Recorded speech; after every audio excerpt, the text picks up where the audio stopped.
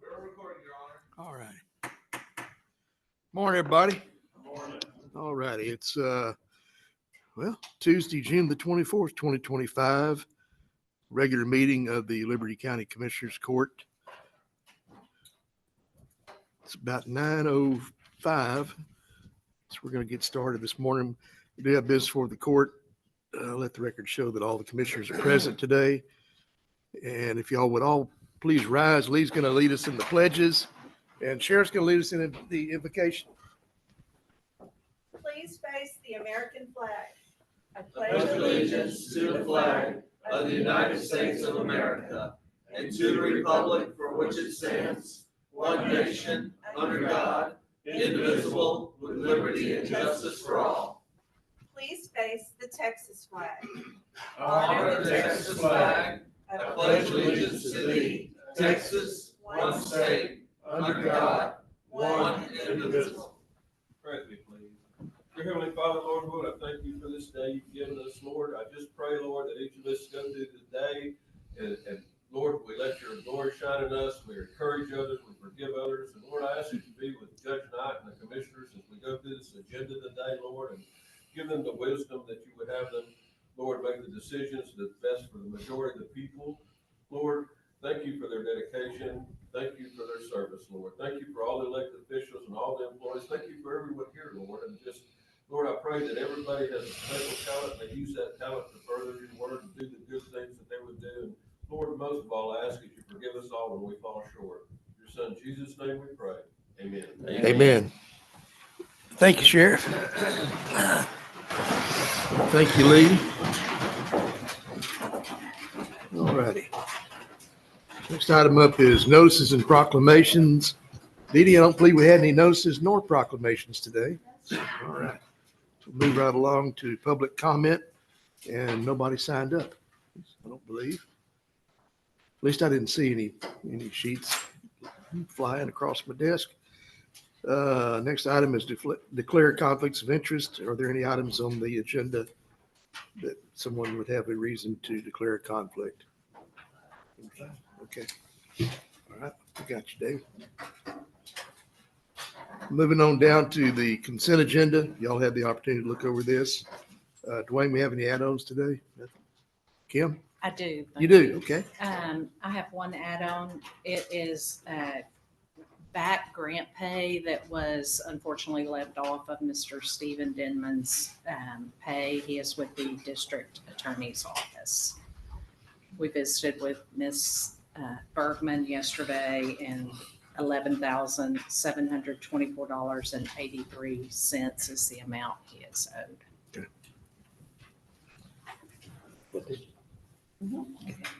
All right. Any others? Matthew, I'll give you the opportunity. You got any add-ons? Okay. All right. All right. With that being said, is there a Make a motion to accept the consent agenda along with the add-ons. motion from Bruce? Second from David. Any further discussion? Hearing none, call for a vote. All in favor, say aye. Aye. Likewise, nays. That motion carries. Thank you, gentlemen. Number 8.1 on the regular agenda, Veteran Services, Ms. Webb. There she is. Good morning, Ms. Webb. Come up and visit with us. It's consider and approve a grant renewal amount of $50,000 from the Texas Veterans Commission for 2025-26 for Veteran Services, Liberty County, Texas. Yes. All right, this is a renewal, so we've been getting this one for a while. Yes, sir. Okay. You want to let everybody know what we use it for? Yes, so it's a grant with through Texas Veterans Commission, Funds for Veteran Assistance. And we use it to assist our veterans with hardship, mortgage rent, utilities. And so we've been successful with the Texas grant, and so they continue to assist us. It's like welcome our veterans. Second. All right, got a motion from David. Second from Greg. All right, any further discussion? Thank you, Ms. Webb. Appreciate you. Appreciate everything you do for the veterans. Absolutely. All right, motion and a second. Any further discussion? Hearing none, call for vote. All in favor, say aye. Aye. Likewise, nays. That motion carries. Thank you, gentlemen. Number 8.2 from Mr. Johnson over in the Emergency Management Office. Consider and approve the donation of a trailer generator from CenterPoint Energy as part of the company's community generator program that includes 12 counties in the greater Houston region. AJ, you want to tell us a little bit about our Yes, sir. that gorgeous generator that rolled up out there by your office the other day? And Yes, sir. Want to comment on it? Yes, CenterPoint Energy, we're very grateful for the donation, the trailer, backup generator. It's gonna come in handy. Actually, we could have used it last week when this building was out of power. yes, sir. And so we got it, it's also going to supplement for cooling stations, large buildings, also generate power for that. And medical care. Wait, what? There's a lot of other, yeah. Yes. It's big. It's on a trailer. Yeah. Yeah. But it's something that CenterPoint had through their foundation. And they had 12 counties that they donated to, Chambers County, Montgomery County. Right. So, Yeah, we saw the Chambers County version down at their hurricane meeting. That was, or let me say H word meeting. We don't say that word. Okay. All right. Got a motion from David, second from, Yeah, Yeah. I do. So who's going to do the maintenance and the exercising of this thing so that it'll be, well, it'll actually, run county- when we need it to?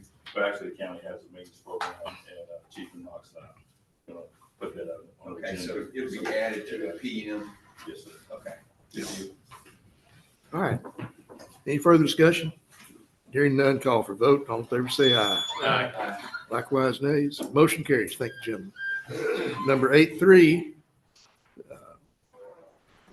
from me.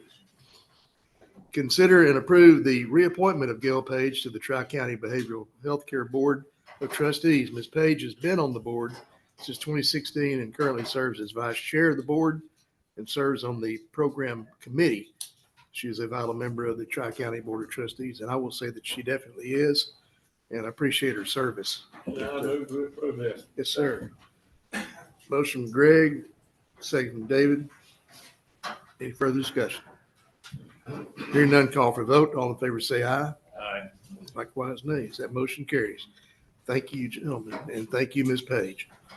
You can't find good experience like that. Number 8.4, Mr. Brown, consider and approve a reimbursement of TERS 1. That's the Gulf Inland TERS over in Dayton at the amount of $154,019. Brother Rick, Here it is. there it is. Okay. Not gonna go over all of it for you. Well, I know we set this TERS up a while back and we're finally getting around to, Actually, I thought it'd be interesting to bring everybody up to speed, but Yeah. this is the original document that we executed, or the county executed September 4th, 2018, when this TERS was created. And we refer to it as the rail yard, of course, in Dayton, precinct 1 area, where they set up this TERS through Gulf Inland. That's kind of what the DBA, but it's reinvestment zone 1. And it's an obligation that the county has taken on to reimburse 50% of the ad valorem taxes in that designated area. And that's defined by, maps, everything, all the accounts. Mhm. So the drill we go through is basically, my job is to collect the taxes 100% and then verify that we did collect it before we come in and go through the formula and reimburse it back to them, the 50%. So really, we get the money first, then we refund it to them. Now, this one's a little unusual. Usually we do it a year at a time, but that one, a lot of that was in ag and a lot of stuff, there wasn't really a lot of value changes on it. But the formula for the TERS, which Darrell, this is probably news to you, the other ones have probably been a part of it. I'm not sure that everyone was here in 2018 when this was approved, but again, you inherit these things because it's in place until 12/31/2043. So you may want to make a footnote, Judge, when you're still judged. But I've kind of set up a ticker system in my office to make sure I remind y'all that give it back, because I may not be around to actually hand those things out. Anyway, that's a long-term commitment, and it's to help create infrastructure, do things that the government doesn't have to do, but they set up this TERS, and it's a tax reinvestment zone. So you get to spend the money, and if the value goes up based on the first year is the base value. So they don't get credit for 2018. That was like $7 million of value. They have to create value. So they create value, and then we take, that's what we pay them on, 50% of that increased value. And we were kind of rocking along. No one had made any moves on it. The city of Dayton originated this thing, and we participated. They're 50% and we're 50%. Right. And, but by surprise, I was given a statement January 1st of January from the city of Dayton saying, hey, reminder, y'all owe X dollars to the TERS, and you need to pay it by March. Of course, I was glad to see they actually went through the drill. They calculated how much it was and how much we should pay them and just write them a check. Well, it doesn't work that way. Dwayne doesn't accept their request. I had to go in and actually knock out the deals. And January 1, we haven't done collection. Yeah. Primarily our big collections are, in the month of January. So we usually wait till around June to calculate how much taxes have actually been paid for that current year. And that's what it is, that current year, and then you do another year and another year. So everything is within the 24 tax deal. But since we didn't do it from 2019 forward, now it's kind of a catch up. So we're paying at this point, 2019, 20, 21, 22, 23, and 24. So 5 years. So that's 5 years of our 25-year obligation that we're paying at one time. And this is money that we collected. Sure, it's not just sitting frozen somewhere, but it's there, and it's money that now we owe back to the entity. And again, they have to ask for it. They have to trigger something. We don't just start handing it out. So finally, the city of Dayton did send us a statement on it. And then I went through the process of verifying what we got each year. And this is every payment that we received on those accounts, the valuations from the Central Appraisal District to show the increase in value, and actually how much we collected. And so if you'll look on your report, it shows a recap of what today we are recommending to pay out. And you can see we started in 2019, the value was 10 million. Our base value is 8.5 million. So we paid what is called the captured value, $1,566,000. We go back to our 2019 tax rate at $57.88 per 100. That came up with $9,067. I verified that we collected that, and now we owe them $4,533. And then that process repeated 5 times. So it's the same process. This is just a recap. This is the verification. And by combining all these, I came up with a consolidated amount owed that I'm certifying to the auditor's office that we owe them $154,019. But I also was certifying that in those same years, the county collected $380,878.52. So if you do a quick math, obviously, we're not paying them back the full 50%, but we're paying back 50% of what they're entitled to when you take the captured value out. Yeah. So there's the math for it. There's the verification. This is how we got there.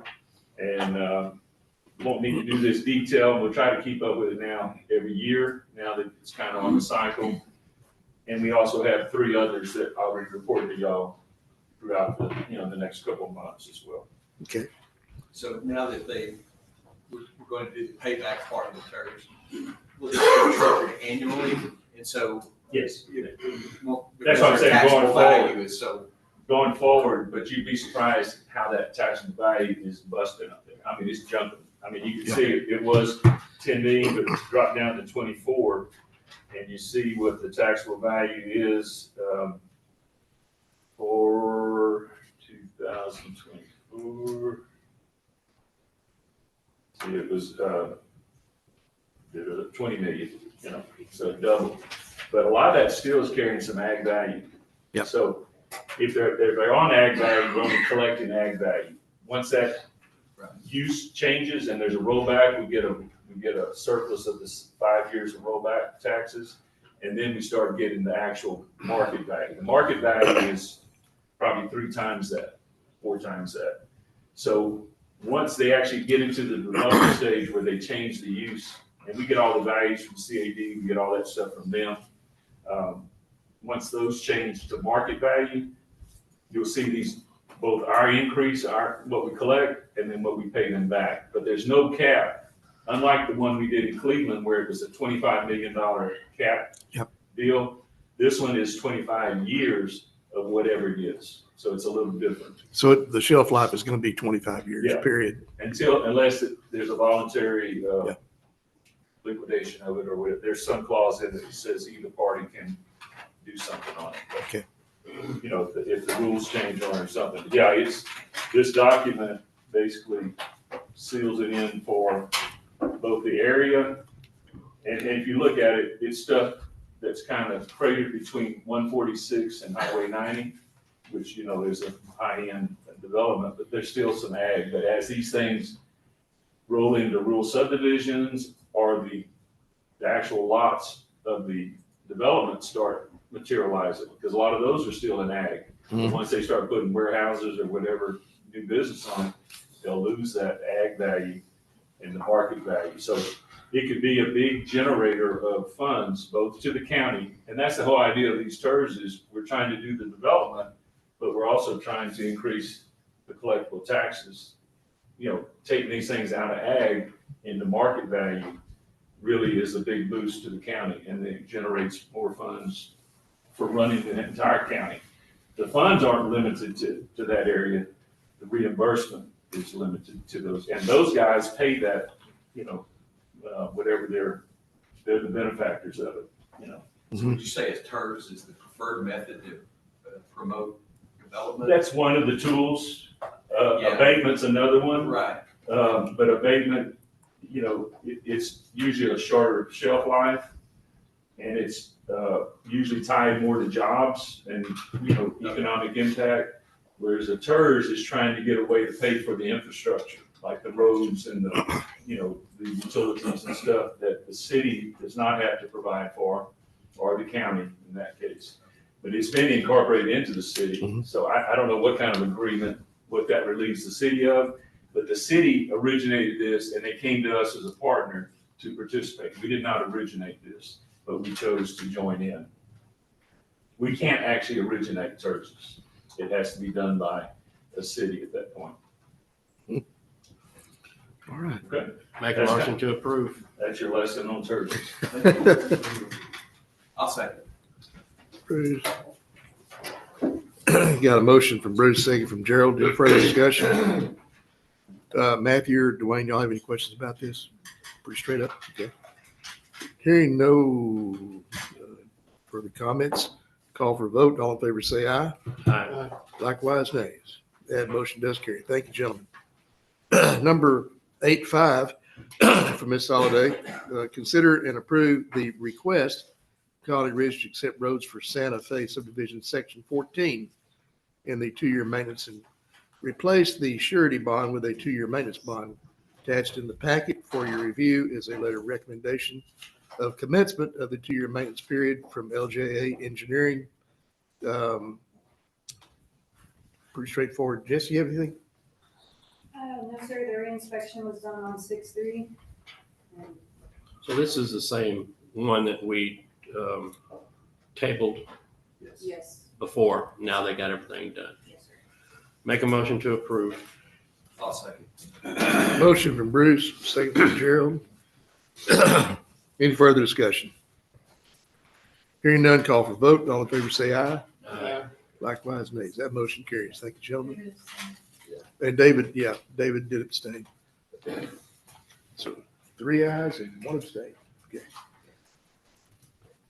Number 8.6, also for permits and inspections, consider and approve change order request number 1 from LJ Engineering Incorporated in the amount of $449 for the ARPA-funded City of Hardin sanitary sewer rehabilitation. All backup is attached and signed as required. Pretty self-explanatory. Yes, sir. They sent a bill and that's what they're owed. Make Dwayne, a any motion to problems? approve. Dwayne, you have any problem with that? Okay.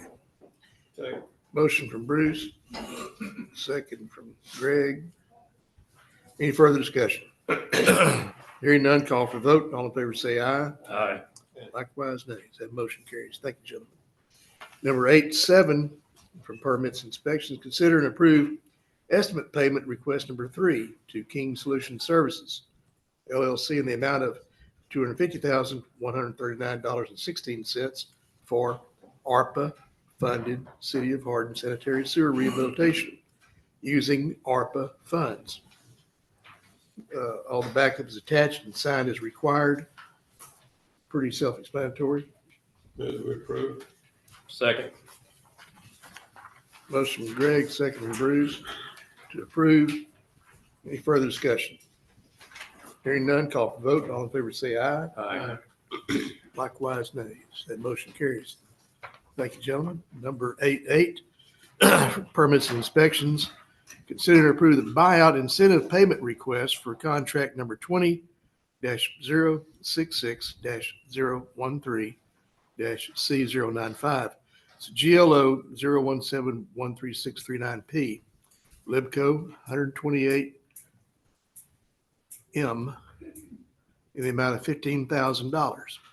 This is for the housing buyout grant. All backup is attached and signed in the packet. Move to approve. Second. Motion from Greg. Second from Bruce. That's still self-explanatory. Any further discussion? Hearing none, call for vote. All in favor, say aye. Aye. Likewise, nays. Motion carries. Thank you, gentlemen. Number 8.9, for permits and inspections, consider and approve invoice number 12901.00-21 dated 4/28/25 in the amount of $4,950. And an invoice number 12901.00-22 dated 6/2/25 in the amount of $6,930. It's a total of $11,880 for the Ames Sanitary Sewer Improvement Project Services from Schaumburg and Polk Incorporated. They're an engineering firm. Using ARPA funds, there's that word again. Mayor Domain has signed off on the invoices. It's pretty self-explanatory again. Make a motion to approve. Second. Motion from Bruce, second from Greg. Is there any further discussion? Hearing none, call for vote. All in favor, say aye. Aye. Likewise, nays. That motion carries. Thank you, gentlemen. Number 8.10, for permits and inspections, consider and approve LJ Engineering invoice number 202513645 for the City of Hardin wastewater engineering services in the amount of $996.25 using ARPA funds. Invoices attached with signatures where they approve. Let's say the court. Make a motion to approve. Second. Motion from Bruce, second from Greg. Any further discussion? Hearing none, call for vote. All in favor, say aye. Aye. Likewise, nays. Motion carries. Thank you, gentlemen. Number 11, boy, finally gonna give you a little break here. From Ms. Chambers, discuss and approve the purchase of 4 laptops for the county clerk's office for a total of $3,730.76 to be paid out of the county clerk records management funds. These will replace laptops originally purchased back in 2019. Lee, what you got on this? Our laptops, when we originally bought them, we used them for training, to go to school, that kind of thing. We've had 2 or 3 of them focused on, the jury program. So when we check in jury, as you can tell later on the agenda, you're going to address that. They're getting old though, they're getting a little old, and we're going to donate them to the jury program, but we still need some for our own training. So this is newer replacement models for the office team. We use them for remote meetings, as you've seen me do when we've had remote meetings. We use them for a lot of purposes, so we need to replace our laptops and get 4 more. So Lee, this is just a pool of laptops? Yes, Okay. yes. It's mainly used more by the court people than the records people, but we all use it, even elections. We'll drag some over there and work on election night and stuff, so they go wherever we go, so that we can do They're that. needed. Yeah, we use them a lot, No doubt. but we share among us, so. But our older ones are gonna be used for other purposes, so they'll be repurposed. Okay. All right, got a motion from David. Got a second from Greg. Any further discussion? Hearing none, call for vote. All in favor, say aye. Likewise, nays. That motion carries. Dwayne, that method of payment's okay, correct? Okay. I like that. We'll take care of it. Thank you, bud. 812 from Ms. Chambers, discuss and approve the purchase of 35 replacement poll pads for the election system from Hart InterCivic and No Inc. in the amount of $38,500. The state of Texas requires that we replace the outdated poll pad system with a newer one. The current poll pads were purchased in January of 2019. Lee? They have been decertified, decommissioned, I forget what the D word is, but basically we can no longer use them. So we have to get new ones. They have put something in place to help us replace them, that you will see later on the agenda. But regardless of the grant program, this is a requirement that we're all going through. There are several things that they're making us do. And this is one of them, so we have to replace our poll pads. We did buy 5 newer ones about a year or 2 ago, so those are still good, but the rest of the ones we bought from 2019 have to be decommissioned. We're gonna donate the iPads still working, once we clean them up, to the jury program, but Yeah. the poll pads, and we cannot use them for the poll pads themselves anymore, so. Okay. Got no choice, gotta buy new ones. Make a motion to approve. I'll second. Motion from David, second from Gerald. And how are you gonna, what account are you gonna pay that out of? I said election. Okay. There's some money in the 027 funds that we use to pay for elections, but what we're gonna do later is approve, hopefully the grant, going after the grant money that will replace most of it. We're eligible for $42,500 to help pay for election costs, so. All right, we got a motion and a second. Any further discussion? Hearing none, call for vote. All in favor, say aye. Likewise, nays. That motion carries. Thank you, gentlemen. Number 813 from Ms. Chambers, discuss and approve the addition of special ballot redaction software for the Vista SG software in elections. The one-time cost for the license is $2,487.50. The cost for professional service to install and train is $5,200. The annual support for this software will be $2,125. This is a requirement by the state of Texas to protect voter identification during public information responses. You don't have a problem with that, do you, Matthew? Yeah. This is the database we use. It's going to take the ballots, keep them in the database, but it will remove the ballot styles and things that can be used to identify the individual voters. Again, this is our Secretary of State program. We will put it on the grant program as well and hopefully get some of this money back. But it's something we're required to do, and it comes out of election funds. All righty. Just curious, Matthew, how many public information requests do you receive a month? Oh, Yeah. 100 plus? Yeah. Well, maybe this will help you out a little bit. Yes, these are the most voluminous. Yeah. And without this kind of program, someone would have to take a, black marker to every single one. Right. Make a motion to approve. Motion from Bruce. Is that a second? Yes. David, okay. Second from David. Any further discussion? Hearing none, call for vote. All in favor, say aye. Aye. Likewise, nays. That motion carries. Thank you, gentlemen. This number 814 from the judges of the Liberty County District Courts is to consider and approve Liberty County jury selection plan. We had a meeting on this last week, and it was approved in the meeting. Just have to have it approved by the Commissioners Court since you're going to be paying for it. Is that the way you look at it, Dwayne? I have a question, Ms. Chambers. Uh-huh. When I read through this, what is a jury wheel? It's a collection of people, it's registered voters, it's names that go through DPS. They get put together as a group. It's called a wheel of eligible jurors. Okay. And it used to be an actual wheel with all the cards in it, and you like draw the name out, but we don't do that anymore. We do it with a computer, but it used to be an actual wheel Okay. with the juror cards in it, and they'd reach out and pull out all the people that So would the be- old name sticks regardless of the Yes. technology. Exactly. Okay. Exactly. I just didn't know what that jury wheel was. Make a motion to approve. Motion from Bruce, second from David. Lee, we still have that old iconic, Yeah. wheel, We I think. still have our jury wheel, All yes, right. we do. Needs to go into We'll- a we'll- historical showcase somewhere.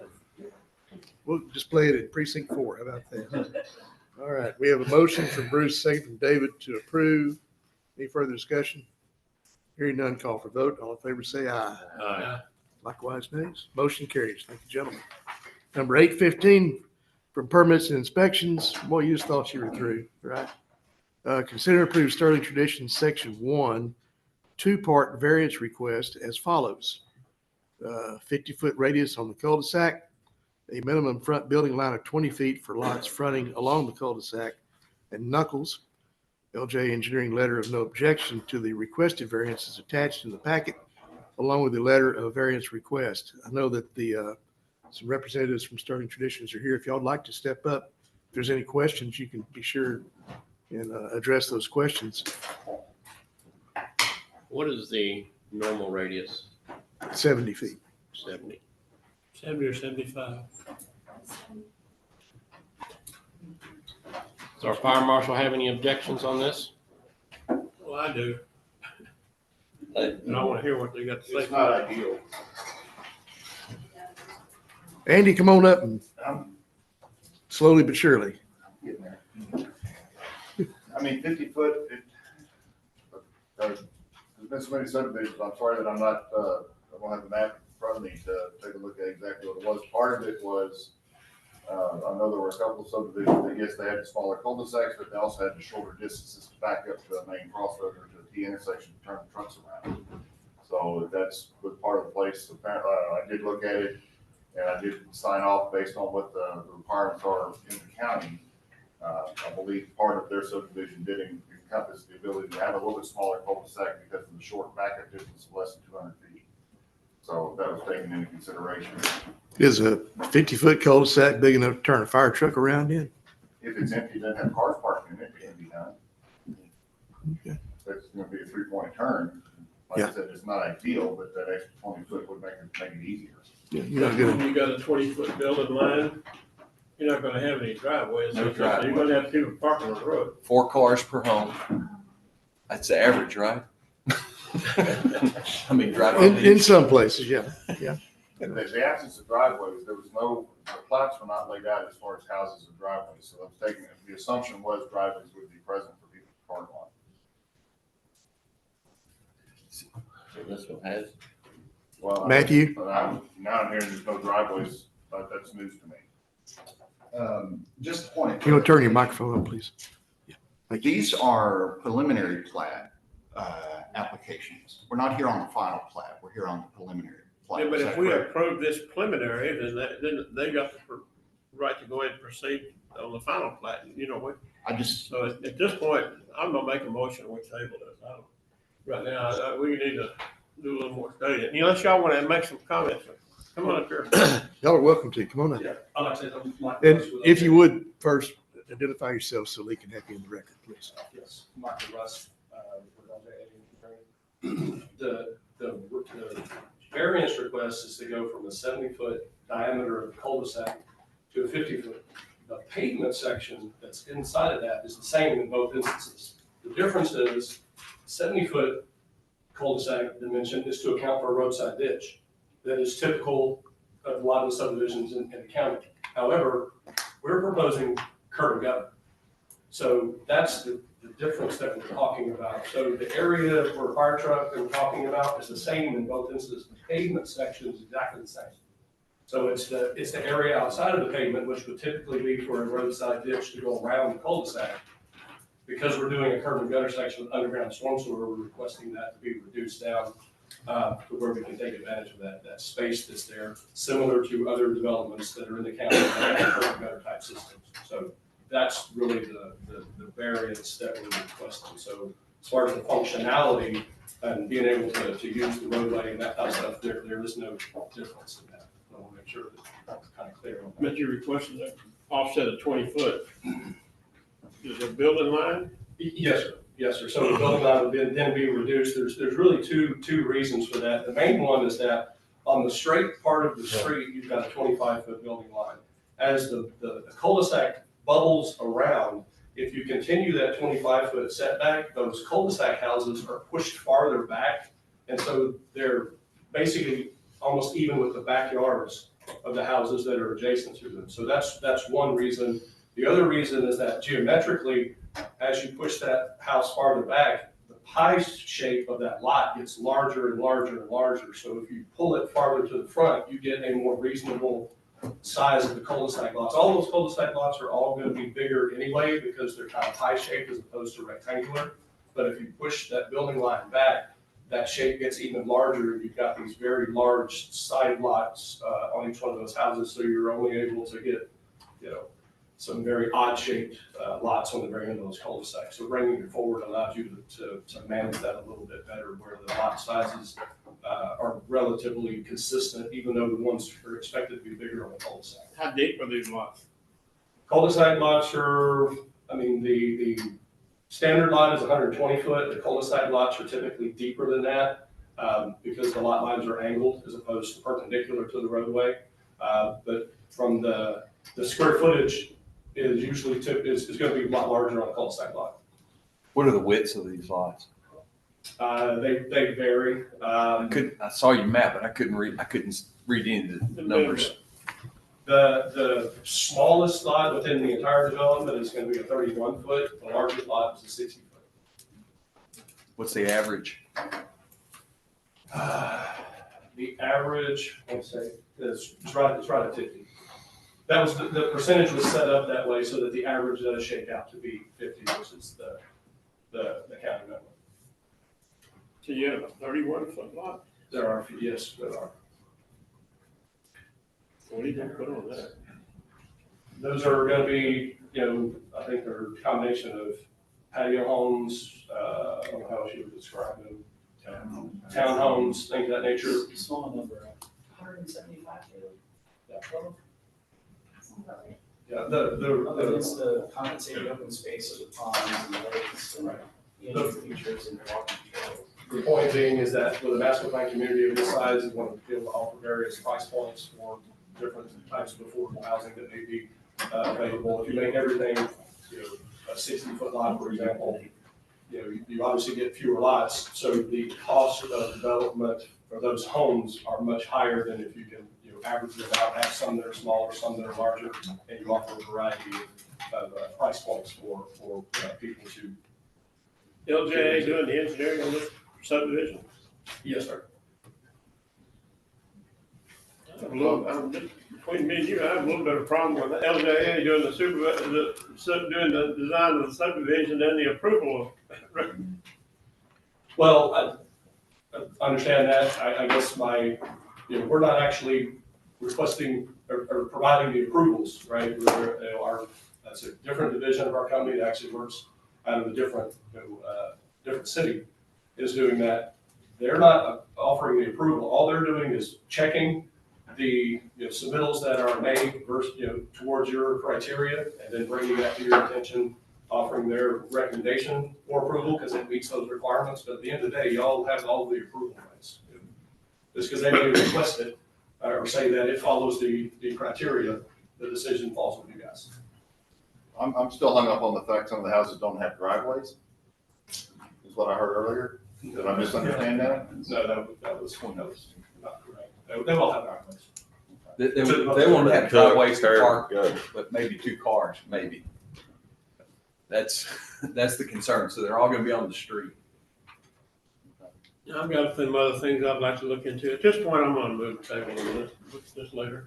Or give us some more time, give us another week. Have a conversation after this. Absolutely. Yes, sir. Yeah, We'll turn it down, we'll turn it down completely, but we'll like another little more time to look over it. read that right there. Okay, right now I have a motion to table. Second. Now I got a second. Motion for Greg, second from Bruce. To table. Is there any further discussion? I'm sure there will be some discussion later on, but anyway, okay. So hearing none, call for vote. All in favor, say aye. Everything. Call for vote. All in favor, say aye. Aye. All right, we got you. All right, so that is unanimous. We'll table this one, but we'll have more discussion. Okay. Thank you. All righty. Well, y'all don't sit down yet. Looks like you have one more on here. Actually, two more, three more, four more. We're good. 816, consider and approve starting tradition, section 1 preliminary plat and preliminary drainage plan. With the latest revision submitted, it appears the preliminary plat submittal meets the minimum requirements of the Liberty County rules for subdivisions and development. Therefore, LJ Engineering has recommended for approval. Well, it doesn't meet our minimum requirements without the variance. Right. So we can have any audit, since we're not approving the variances. I don't see where we can do anything but table this at this point. That's your motion. Is that your motion? Yes. Okay. Second. We got a motion from Greg, second from Bruce to table. Any further discussion? All in favor say aye. Likewise, nays. That motion carries. Thank you, gentlemen. Number 817 is consider and approve starting tradition, section 2, preliminary plat and preliminary drainage plan. With the latest revisions submitted, this preliminary plat meets minimum requirements. Liberty County rules for subdivisions and development. Therefore, LJ Engineering's recommended approval. What say the court in this regard? Well, the same thing as the last one. Okay. We got the horse for the cart here. 18 should have been first instead of 17. Spun around, but if we're going to table the variance, then we need to table number 17 also. Yeah, it would be better if they come in and ask for these variants ahead of schedule, so before we get, we can get those approved, then approve the preliminary plat. So I'm gonna make a motion to table 17. Second. Motion from Bruce, second from David to table. Any further discussion? Hearing none, call for vote. All in favor say aye. Aye. Likewise, nays. Motion carries. Thank you, gentlemen. Number 818, also consider and approve starting tradition, section 3, two-part variance request as follows. 50-foot radius on the cul-de-sac, minimum front building line of 20 feet for lots fronting along the cul-de-sac at Knuckles. LJ Engineering letter of no objection to the requested variance is attached in the packet along with a letter of variance request. Again, what say the court? Make a motion to table. Okay, Is that Bruce? that was Bruce on the motion. Yeah, man, so. Second. Gerald, was that you on the second? Yeah, that's fine. That's good. Okay. Motion from Bruce, second from Gerald to table. Any further discussion?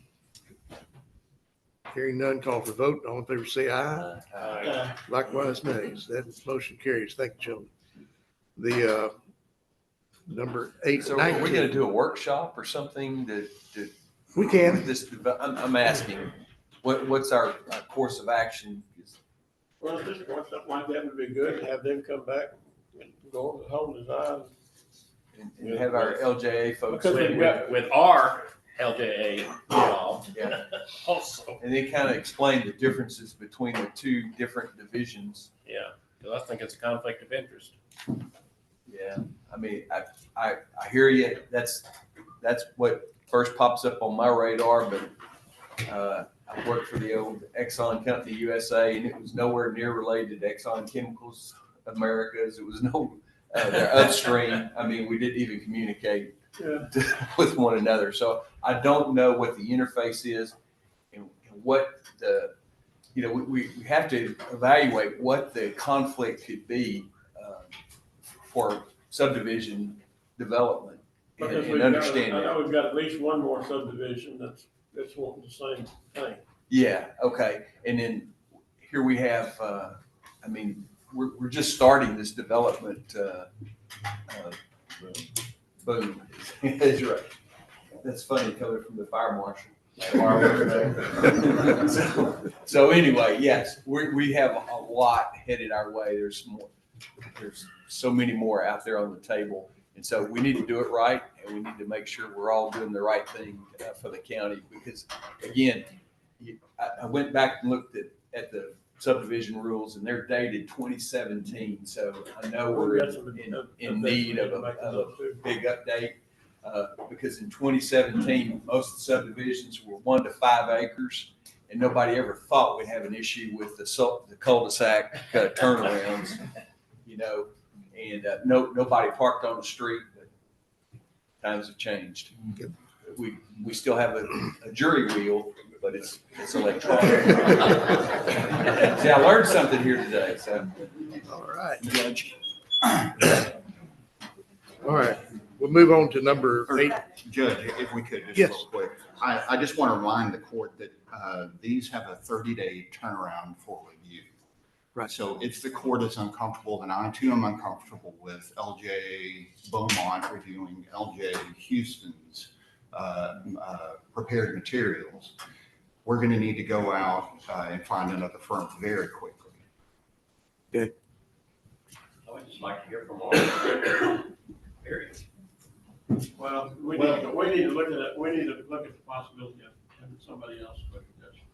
And I don't mean for all, I just mean for LJ submittals. Well, Yeah. yeah, right. Okay. That would eliminate any appearance. That'll work. Y'all be sure to turn your microphone on when y'all are addressing, please. Number 819, consider approved starting conditions, section 3. That's correction. Preliminary plat and preliminary drainage plan with the latest revision submitted. This preliminary plat meets minimum requirements of the Liberty County rules for subdivisions and development. Therefore, LJ Engineering has recommended it for approval. Again, I think we're in the same boat we were prior. So what say the court? Motion to table. Got a motion from Gerald. Second from Greg. To table. Is there any further discussion?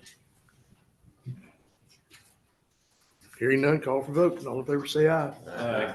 Likewise, nays. That motion carries. What we'll try to do is get this cleaned up in the next 2 weeks and get it on the next agenda.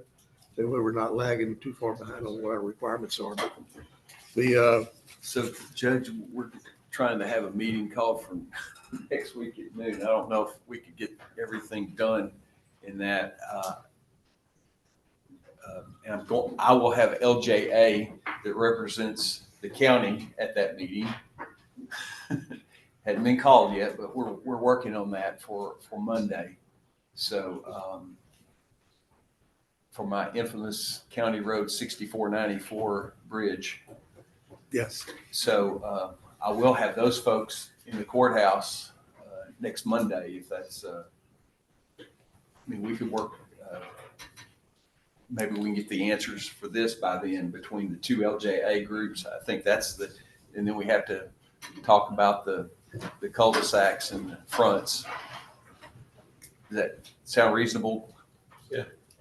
Okay. Okay. All right. So you guys will need to huddle, and especially the people that represent us as a third party, independent. Again, if it looks like a duck and walks like a duck, quacks, it's a duck, and so that's what we're worried about, this potential conflict of interest. One other thing I wanted to ask Matthew. You said we had 30 days. That's correct. Explain that. So we have 30 days from the date the plat application is submitted. Once we've determined that the plat application is administratively complete, that is, it has, document A, it has document B, then we have 30 days to accept, deny, or deny with conditions, accept with conditions. But at this point, the plat does not meet our subdivision regulations without the variance. So But I would also say, so 30 days still apply. the 30 days still applies. So now, if we deny the variance, then the clock pauses, and they can have, come back and say, well, we'll withdraw the variance or somehow modify it. So to stop the clock, we have to just deny the variance completely instead of tabling it. I believe Sterling Traditions has their attorney present. Is that correct? Yeah, I don't have anything to add to it. Nothing to add to it? Okay. Well, at this That's an point, accurate description of the law. I'm sure we got a bunch of attorneys in here. We could just go ahead and have a heck of a talk. well, we pretty much tabled everything at this point. If we can get a meeting next week. Yeah. We can determine whether we want to, allow the variance or deny. And that's the only real question is the variance itself, not the subdivision, and to have our engineer firm come consult us. Yeah, no, I think that still get signed. Now, and to remind you, this is the preliminary plat, so they're front loading the variance request Yeah, no. instead of doing it at the end after we've I thoroughly. wouldn't submit a preliminary plat with the variance that hadn't been approved. Just to reiterate, I'm not sure it was maybe as clear as it could have been. Y'all have approved this exact variance in other communities already. So we're not asking for anything new. It was in your submittal. Yeah, so. You want a me too. What's that? You want a me too. Well, I think the point of that is that this is not something that's so unique and different that hasn't already been done in this, as Michael thought eloquently pointed out. This does not affect how the pavement, it's just, we don't have ditches, we've got curb and gutter, right? So if we did open ditches, you'd still have the exact same pavement to turn the fire truck around, which is why most jurisdictions will approve this variance. What really y'all should do is y'all should have a different standard for curb and gutter. And what I'd ask y'all to consider when y'all are doing all this is instead of making us come do a variance every time, if you agree that in a curb and gutter section, you don't need the extra 20 feet, just change the regulation. We weren't building in the county curb and gutters in 17. No, yeah, for sure. I got it. I mean, I thought you made a great point. Times are changing, right? I mean, we did. So rather than make everything, and I think somebody said, one of the gentlemen said earlier, look, if this is a good idea or it doesn't make a difference, then you ought to just go ahead and change your regulation for everybody. You shouldn't do this as a variance for every plat that comes along, right? If you decide it's a bad idea, you ought to just deny the variance and for everybody and stick with what you got. But you don't want to have to do this variance thing for every plat that comes in. Just say, hey, look, this either works or doesn't work. Gotcha. If it works, change your regulation and we're done. Yeah, we need an overhaul. Yeah. Good.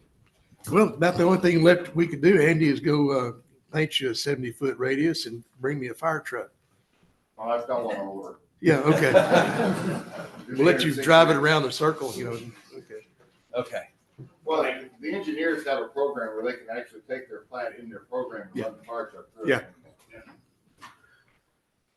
Yeah, we're happy to, it's called trend analysis, is that right? Am I saying that right? I'm Who's with the you. engineer? Fire truck on that. So they can simulate how it works. We're happy to do that for you, no doubt. Oh, but doing it for real would be so much more fun. Get a parking lot, try to make that thing go around and so Yeah. do a donut. I volunteer. We'll call it a fire truck wheel. Okay. So Judge, the lady that runs this court for us and gets our agendas reminded me that it is Tuesday, July the 1st. is this meeting that I'm trying to get called. So just want to make sure everybody's on the same page and know what time you have to come back and make your presentation back again. Yeah. Okay. I'm just letting y'all know, she got a hold of my ear from about 12 feet. So, She's good at that. yes, she's very good. Okay. All right, so now we know what we need to do.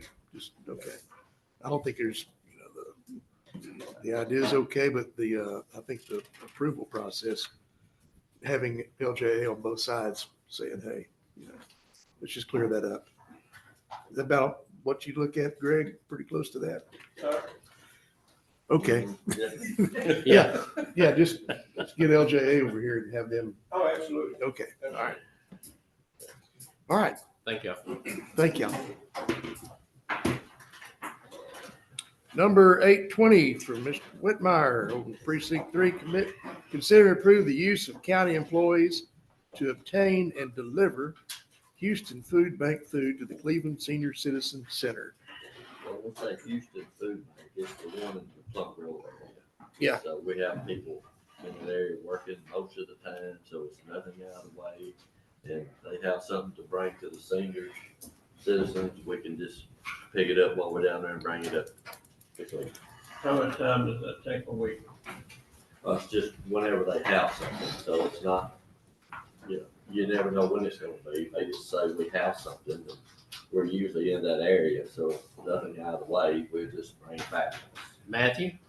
So the statute that governs the ex officio road commissioner system, more or less says each individual commissioner can determine how to use their employees as far as road maintenance. But this is outside of road maintenance. So I asked it to come to court. I think that the full court should make the decision of whether or not this is a good idea. And again, we're in the area, so it's not out of the way. We're not driving into another county or precinct or anything. So do we have any past practices on this? What time to No. pay? I don't think so. I understand, but just hear me out, because the previous commissioner was connected to someone who distributed for the Houston Food Bank in the Dayton area as well. And from time to time, they would call upon someone to get some help, and they didn't have enough volunteers. So it's coming to me sometimes to provide some support to do that. And so when I saw this, I said, hey, that's worthwhile question anyway. You know, a lot of this stuff goes, or some of it, whatever, I mean, goes to the senior citizens, could be the Meals on Wheels program, or the ones that's coming there to eat that, don't have much or anything, so. And again, we're in that area, so, we're not going to another precinct, we're not going to another county, I mean, Well, yeah, just so simply bring it back. I can see a public purpose there. I mean, that's the biggest threshold is there a public purpose? A purpose rather than a private benefit being given. But Dwayne has reminded me that also that I think this is maybe determined that the employees of Road and Bridge are paid out of dedicated funds that require their use to be solely for the purposes of Road and Bridge. I had nothing against feeding old people. Yeah. Well, it's just, You're almost there, okay? But some of these people don't get a meal at all if it wasn't for that. It's not really just the whole. It's just a legal question I wanted to. And we're, if we're down there in that area, we're coming back anyway. So you couldn't put some food on the truck for the needy, the hungry, not an extra trip. Again, I support what David's saying, but what are the legal consequences of us approving this? Because again, it can apply to any one of us, any of the precincts that are asked to supply some manpower from time to time when there are not enough volunteers to support this goodwill. So we just need to know if we can legally do it. Yeah, if I'm for it if it's legal. I am against it if it's not. Absolutely. I don't have a mechanism to stop people from I'm not saying that right now, but I'm just saying, like Matthew was saying, I mean, that's kind of, in the past, we've reimbursed Road and Bridge when the fund, when they've done something outside of Road and Bridge equipment expenditures, I mean. Yeah, that's right. I think that really is determinative. I had not thought of that earlier, so I would urge that y'all deny this reluctantly, but. Well, I mean, could they sign out and then we could pay their time out of we have donation funds, don't we donate to Meals on Wheels and other things? we do. Oh, yeah, we do. And we throw 500 aside to help pay for a little time of gas to deliver if necessary. And then donation comes from the county. County The county, funds or yeah. something. Do we So have what's General the fund, difference? yeah. So what's the difference in bringing the food? Well, I think it's how you're applying to time and money, if you're saying you're building Yeah. roads and they're delivering stuff, but, like, when you guys do stuff for me, they're not signed in to you, they're signed in to me, and I pay for their time and effort to deliver election equipment, so if they're doing it for that, then they could sign out and we could pay their time out of another fund, could we do that? Do we have donation funds we could use? No, we don't. I mean, So, Is it something we have to do I for mean, the budget or whatever? general fund, I mean, it's got a lot more Is it- latitude to where our money can be spent, like Matthew said, it's got that threshold. If it's not public, everybody. Is this something you need to look into further? I think that'd be wise. Maybe we could Yeah. come up with a plan that addresses all of these concerns. So, yeah, my concern goes back to, again, a past job, whenever you did something, you would have to look at it from the plaintiff's attorney's viewpoint. And so if somebody were injured driving to support this endeavor, or were hurt on the job, within, who's the responsible party? Is this a volunteer act for Houston Food Bank or whoever the distributor is? There's many organizations that get food from Houston Food Bank. So who's on the hook for that accident? So again, I always look at it from a legal liability standpoint as well. When you're doing something that's outside the realm of your normal activities. It would be us. Yeah. No doubt. If they're on the clock in the county, if they're in a county vehicle, they're being directed by, a county supervisor, it's county liability. Well, I will say this, David, thank you for bringing this up. Yeah. Oh, no, it's great. Yeah. I'm glad you Trying to did. get them all the help we can. Yeah, absolutely. At that point, I think we just say, well, I'm in favor. I like the idea. In fact, I was gonna volunteer to assist you if you need Right. help. No, you're right. That's right. Yeah, that's a This point, this is a outstanding good program, and, there's just You a need lot to- of needy and hungry people out there that need help, All right. Greg, is that a motion to table? Yes. Okay. All right. I'll second it. Got a second from Gerald to the table. We'll let Matthew and Catherine review this. Any further discussion? Hearing none, call for vote. All in favor, say aye. Aye. Likewise, nays. That motion does carry. Thank you, gentlemen. Number 821.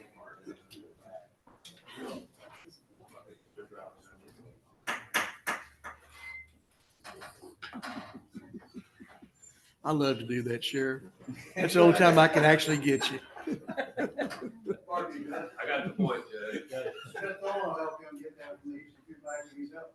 Sir, Smith Owen will help him stuff from Houston Food Bank back if he needs to.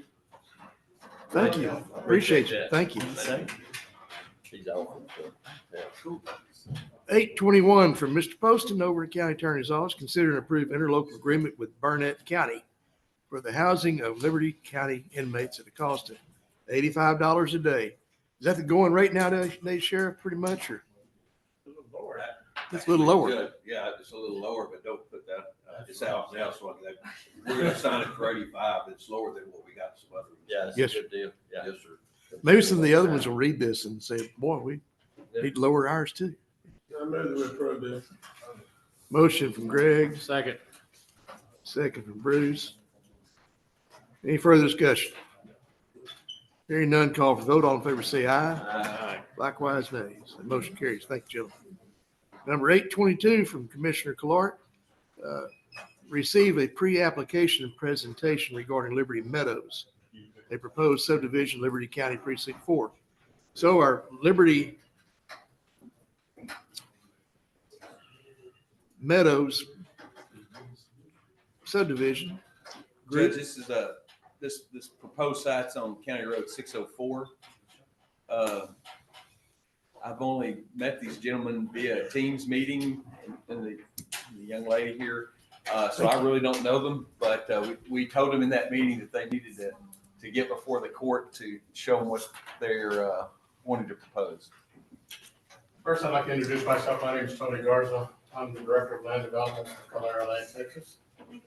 We are proposing a subdivision in Liberty County that's part of the, I believe it's in the city of Dayton CTJ, which we're requesting the annexation from. Wanted to let y'all know a little bit about Calera. We were originally Ross Coleman Companies. Ross Coleman Companies was purchased by NAR. We created a new company called the Calera Land Group. We've got about, since 2018, we've been in the Houston and Harris County surrounding areas developing quite a few subdivisions. So we've got quite a bit of experience.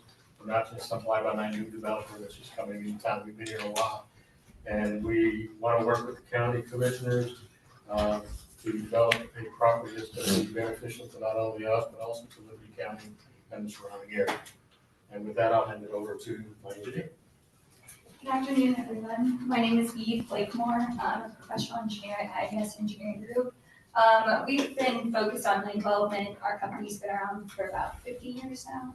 I handed you all a little packet that just gave you a brief description of the property and the proposed development that we have. On sheet 3, you'll see our land plan. And so one of the two big items that we kind of wanted to discuss with you guys today is our proposed lot size. Right now, we are planning for 40 by 120 lots. We are proposing a 50-foot right-of-way as well. This will be pavement, curb and gutter, no open ditch, all underground utilities. And then another item I would like to discuss with you guys as well is the detention basin on our property. We would like to propose an amenity basin, so it will be a wet bottom. This will optimize our storm sewer design. So the storm sewer coming from the residential subdivision will get bottom of the pond under the water. But above our water surface level, we will still have our detention capacity that will hold the water. It will not be a pump detention basin, no pumps, anything like that. It will have a gravity outfall, which will go to the ditch that's running along County Road number 604. We've already been in contact with the Old River Drainage District number 1. I gave the commissioner a rundown of our property, our development, what we're doing with our pond. He says at this time they have no objections. Now, obviously, they're going to want to review our drainage plan and our drainage report along with the county as well. But to see a new development pop up that would like to discharge to their ditch, he says it's not out of the norm for them. So they're happy to see our plans, our drainage reports, and then go from there as well. So really, we just wanted to introduce ourselves to you guys, show you our preliminary land plan that we have laid out. Another thing I'd like to mention, we will have one private water treatment plant on site that will serve our residents and a private wastewater treatment plant. And the idea with this too is that the company's optimistic that they'd be able to serve surrounding residents if new ones were to come in and developments were to pop up as well. So yeah, that's just I just want to introduce ourselves.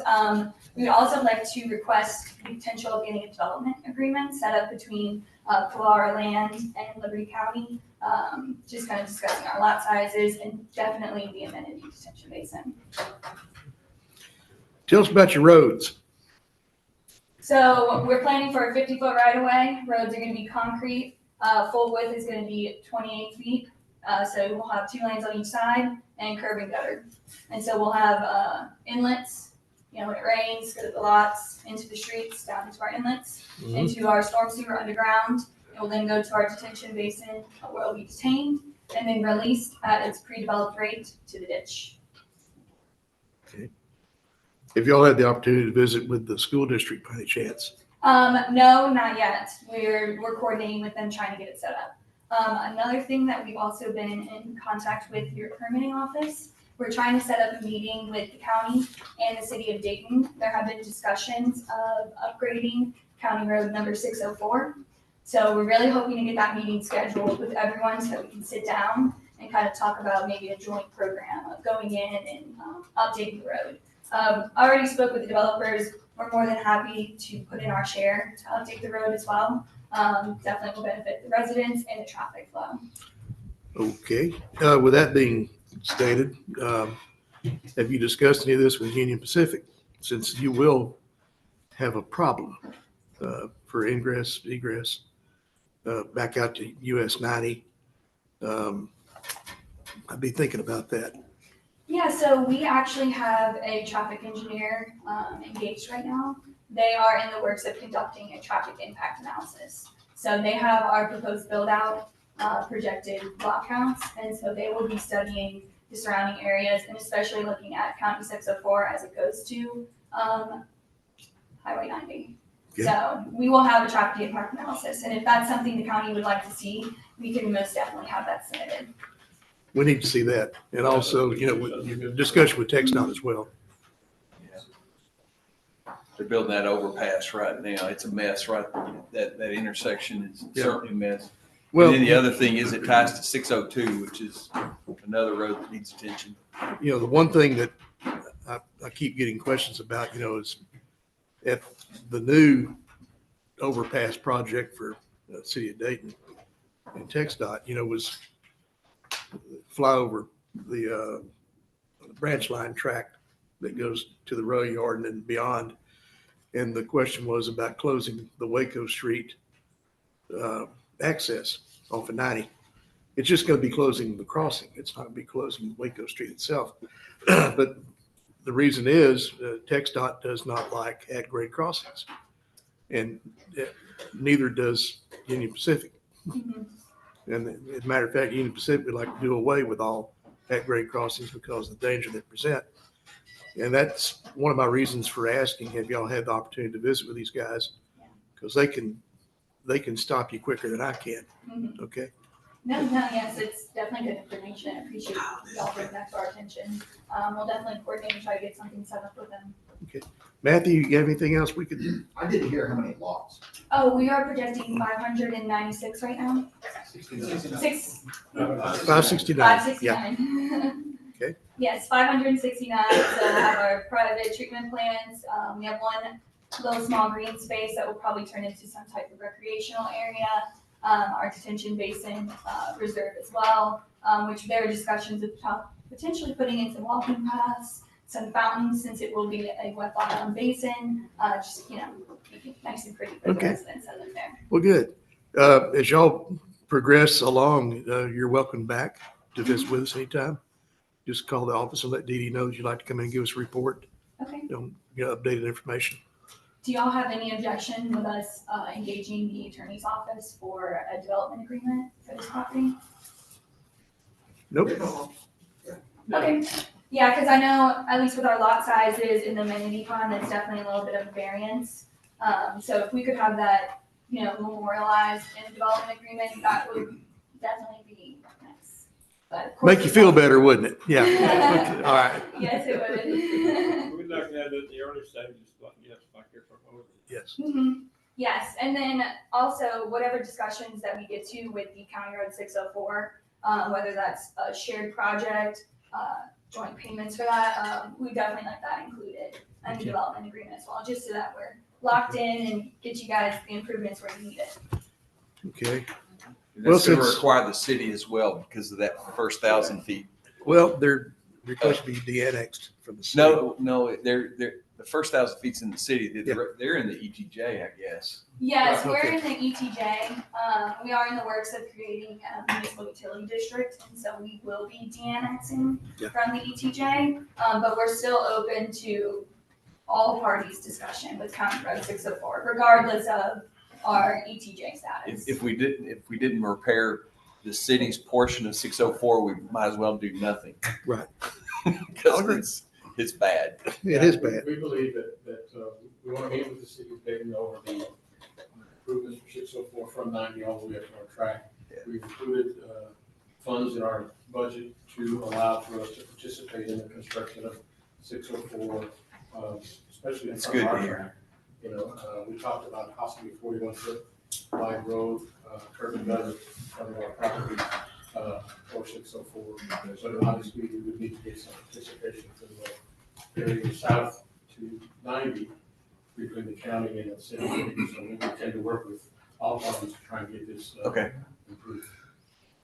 How far distance roughly is it from? the 1,000 feet maybe? Yeah, A yeah, couple thousand feet north of 90. yes. Yes, sir. Has the property been auctioned or purchased?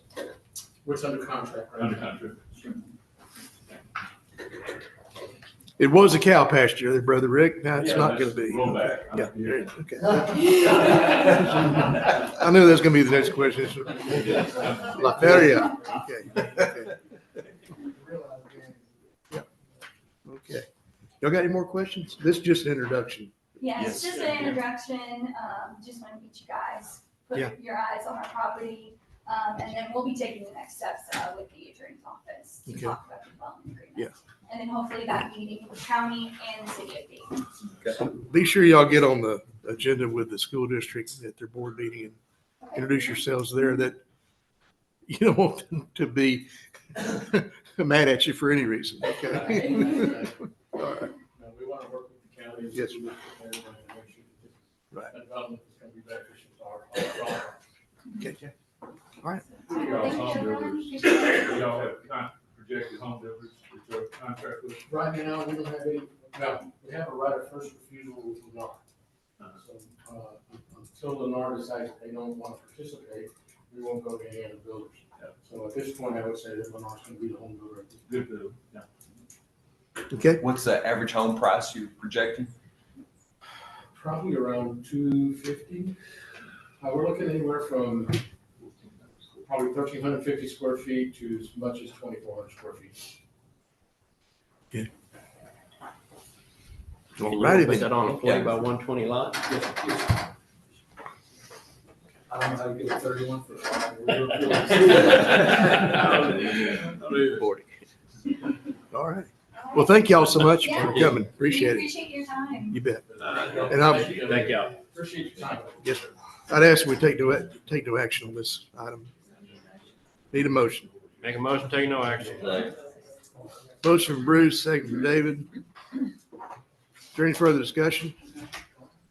Hearing none, call for vote. All in favor, say aye. Aye. Likewise, nays. That motion carries. Thank you, gentlemen. Number 823 from Mr. Poston, Ms. McCarty.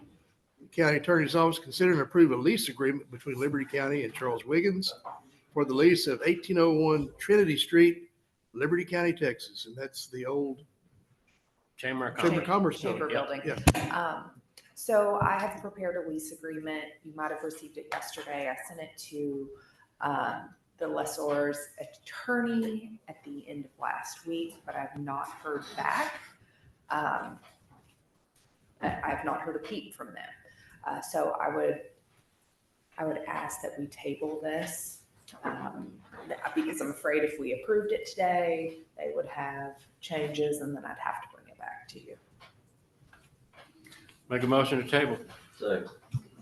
Motion from Bruce, second from David to table.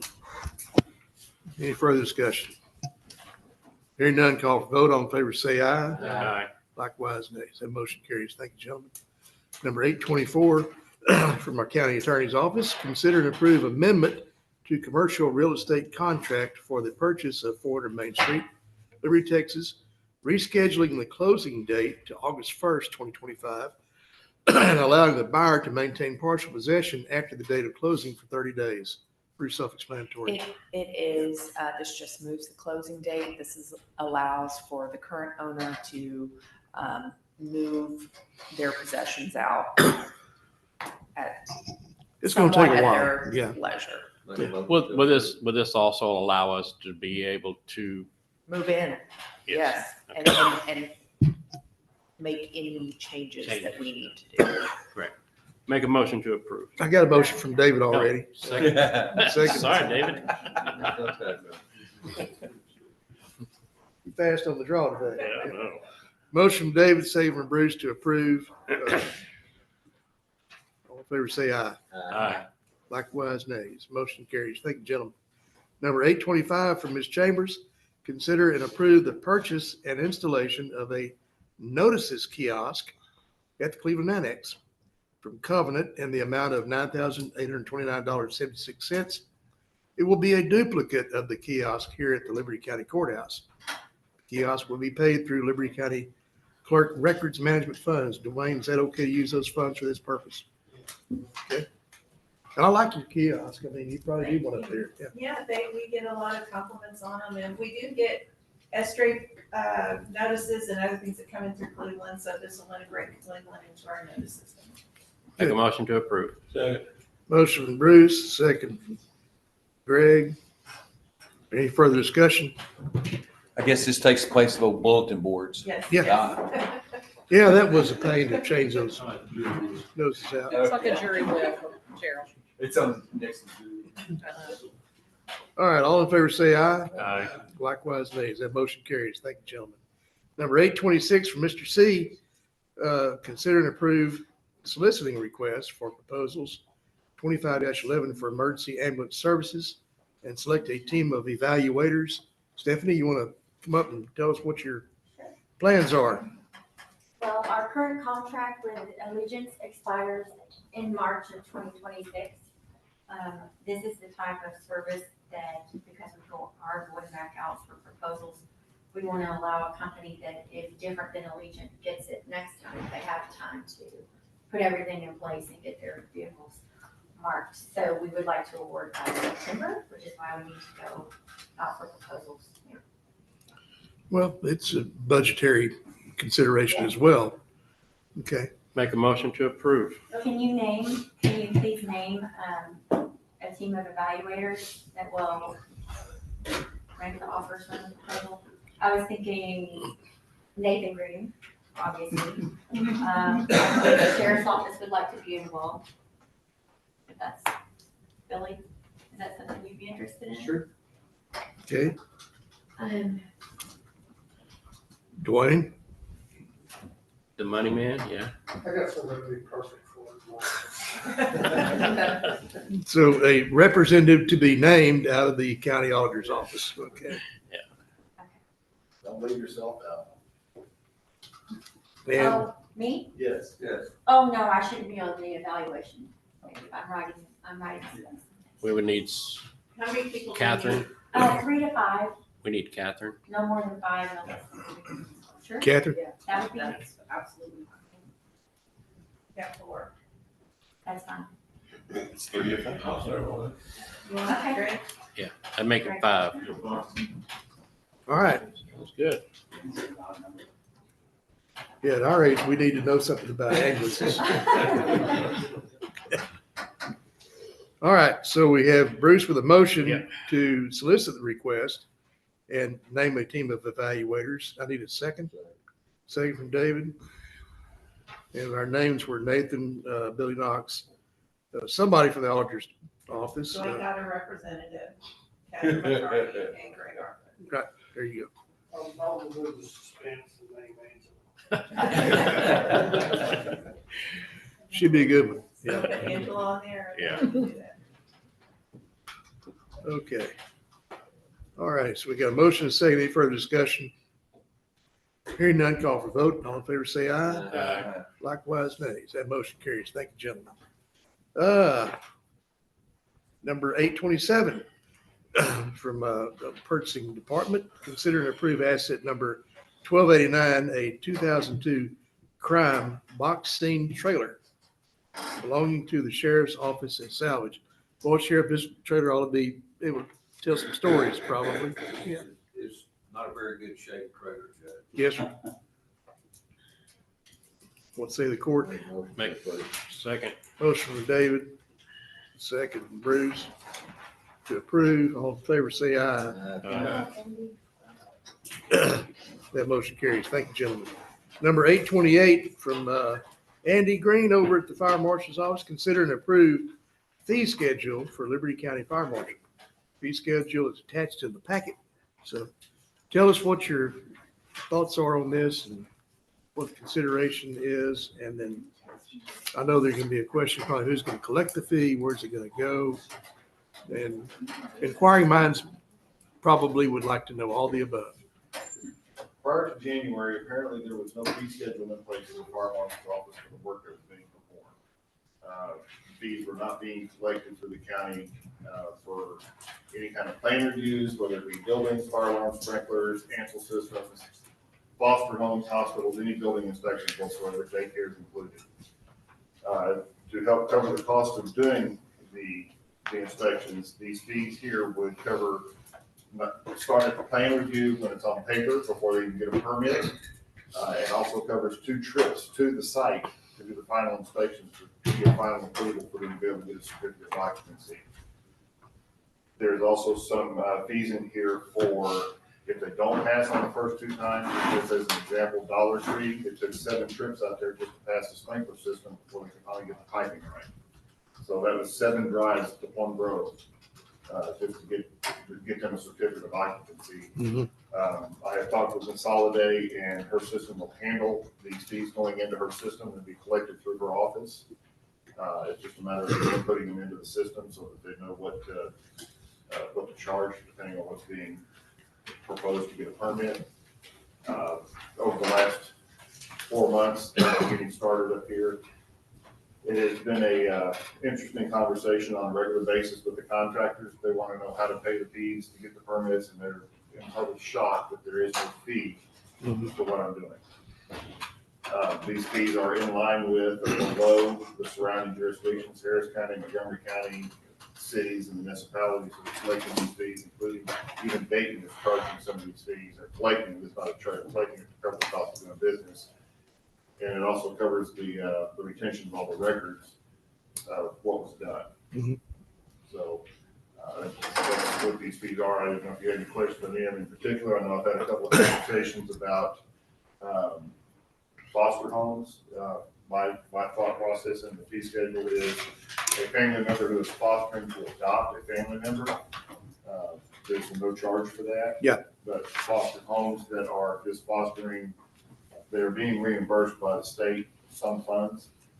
So, and daycares, they're a business. I realize. True. But if it's a business and an income producing business, then, you know, a nominal fee like what's on paper should not be a hardship that they pay anywhere else. And those are state required inspections, not required by my office. Well, my biggest concern would be burdening our permit department, on which is already overloaded. How is this going to affect their office? And are we going to have to add extra personnel to their office to handle this? Can you help me out here? I did not seem to get the feeling that there was going to be a big additional burden, because they're already processing the paperwork. We're just not collecting the paperwork. Should be adding the fees into the software. But you got to collect them. You got to collect them, right?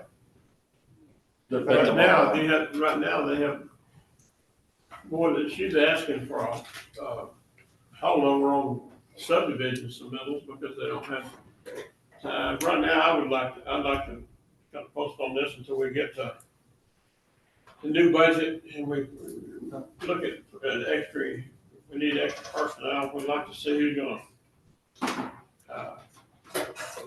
well, the system, if I'm not mistaken, the system allows them to click what it is they're doing, and it adds the fees, and they can pay it online. It's not like. So what you're saying is the person is already at the permit department anyway, getting the permit. Correct. So this would be no extra work for them except for collecting of the money.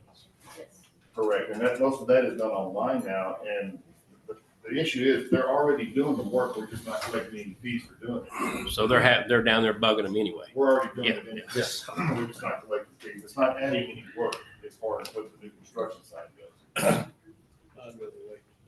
But what about enforcement of these fees, making sure people are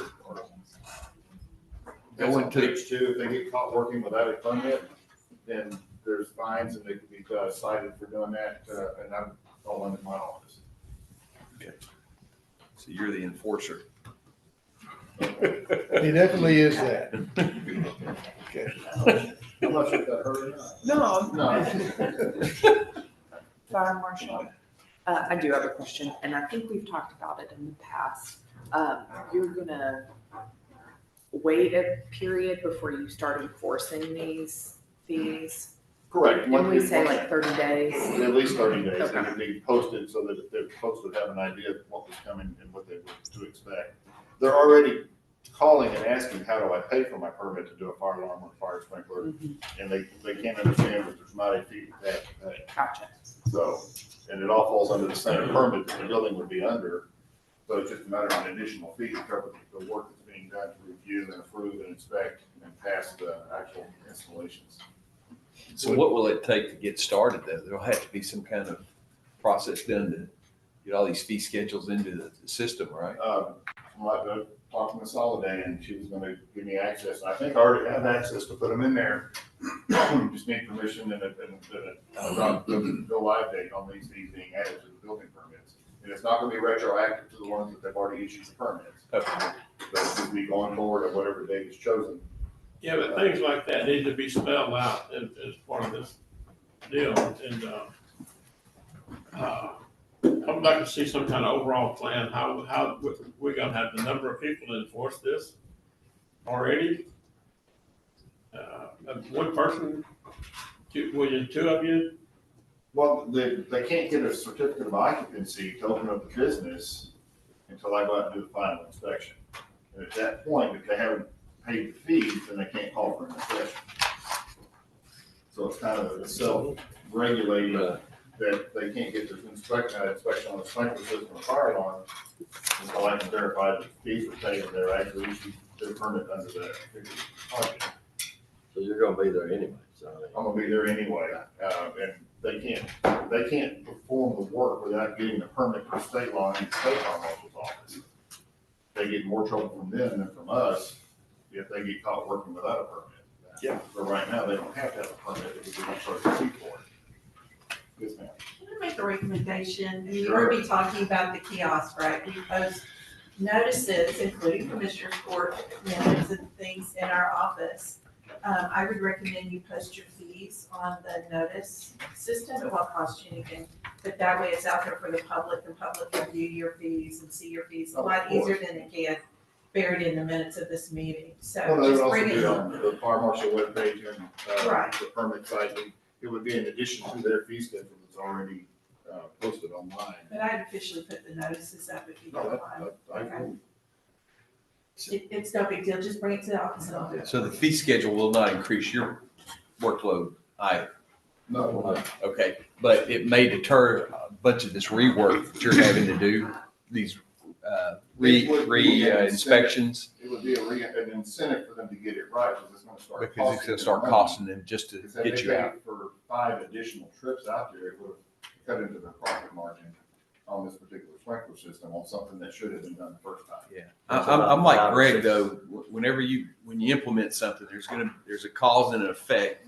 And you debottleneck one thing and something else becomes the new bottleneck, and we know how overworked the permit department is right now, and that's the scary part to me. So could we, Matthew, just approve this to let them go ahead and see what they can do with this and come back before us in 30 days when they're ready to implement? You can do that, or. You know, that way they can get started doing it to see how it's going to work out the kinks and stuff and bring it back to us and say, in 30 days and say. I'd rather work out the kinks and stuff and bring it back to us, and then we approve it myself. Or you can give them a date certain. You could say August 1st, it's an implementation day.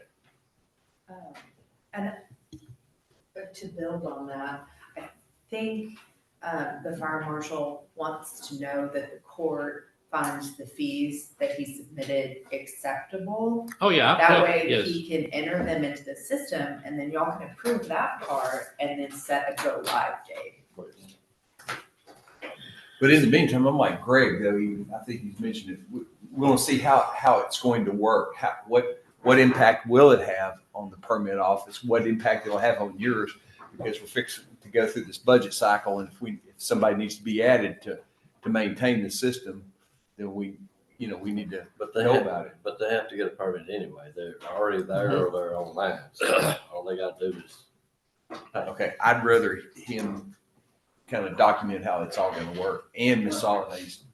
Yeah. I'd like to see that.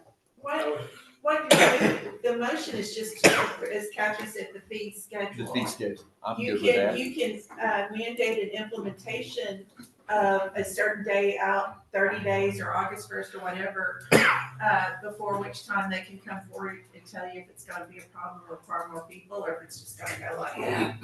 But it wouldn't go live or start happening until the implementation day.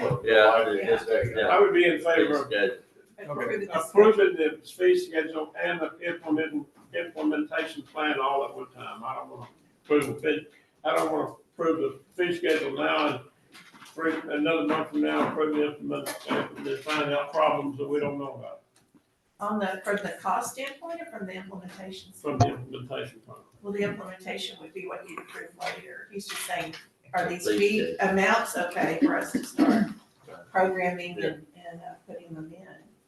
So it's a little bit, I mean, they gotta know what their fees are to see what it's gonna take to make them happen.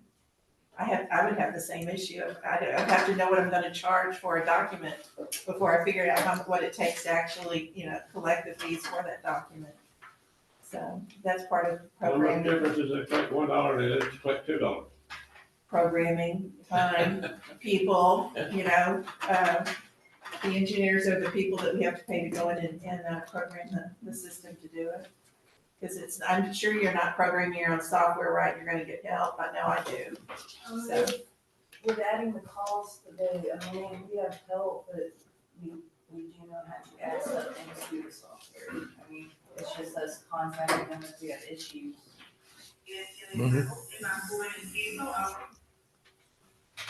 I don't see a problem with approving the fee schedule Fee at all. schedule Yeah. today, that's it. I guess the big question is, are y'all in agreement to have a fee schedule that's already announced? Yes. I think so. Yeah, we are. Yes, we are. Yeah. I think so. And I wasn't gonna put a lot of effort into loading it into the system if y'all weren't gonna I think support doing it at all. Some of them fee schedule, yeah, I'm not.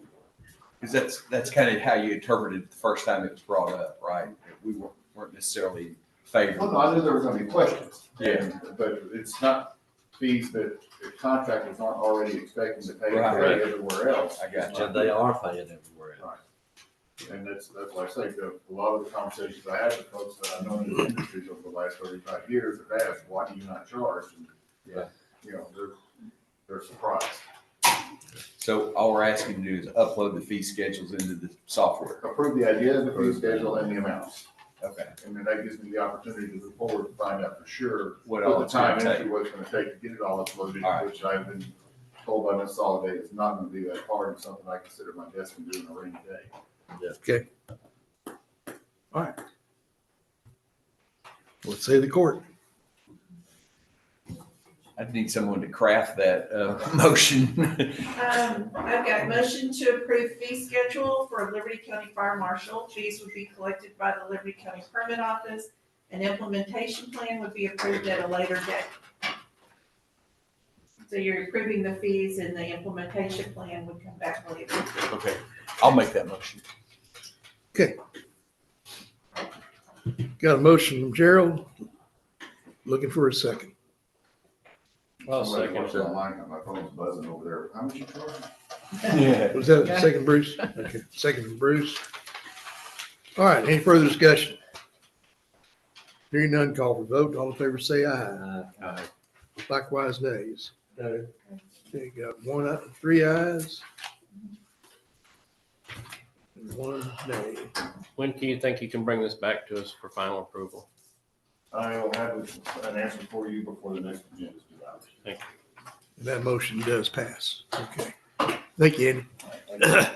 Number 829 from Ms. Chambers, discuss and approve the application for grant funds from the Texas Secretary of State to pay for the pole pads and approve the resolution regarding the request for grant funds. Yes, sir. Jay Nelson, our Secretary of State, sent out a thing right as we're getting the agenda done, so we got it in right under the wire. Basically, it's kind of tied into HAVA, Help America Vote, I forget what the acronym is. Grant funds, they've approved something like 20 million to help the counties pay for these mandates that they're putting through, including, she specifically mentions the poll pad, security, the software to implement their programs. One of the things I did not get on the agenda that I didn't get the quote in time is there's some barcode readers that go with the thing that's about 5,000. But my understanding is for our number of registered voters, the amount that we would be eligible for is 42,500. The county would match 20%, so the county would pay for another 8,000. So we would have approximately 50,000 to pay for the poll pads and the software and stuff that we need to become up to date with the requirements that the Secretary of State has. But they have eligible money. You guys have to pass a resolution that's part of the requirements that they submitted to us.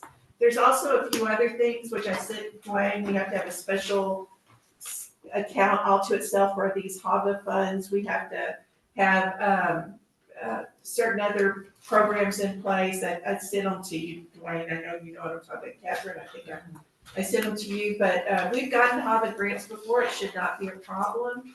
This is due by the end of the week, by June 30th. It has to be in, and it will be awarded August 1st. So I'd like to get you to approve the resolution that I sort of cranked out in a hurry. I move that we approve. There you go. Greg. Motion from Greg, second from Bruce. If there's typos, I apologize. It wasn't much done. All right, we got a motion and a second. Any further discussion? Hearing none, call for vote. All in favor say aye. Aye. Likewise, nays. That motion carries. Okay, executive session is next.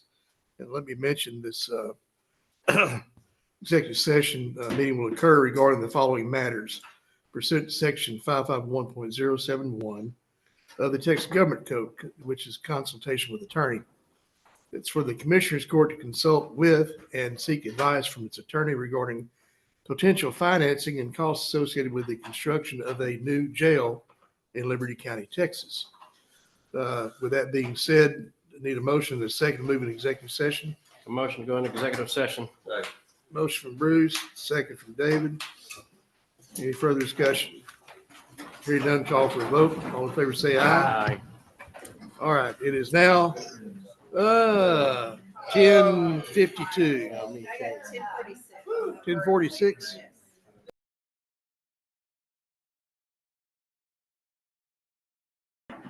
Okay, we're out of executive session. It's now 11:56 a.m. and ready to move back into regular session. And there was no vote to be taken on any action during the executive session. So we can just ask this time, motion to adjourn. Bruce, second from David. All in favor say aye. Aye. All right, we are.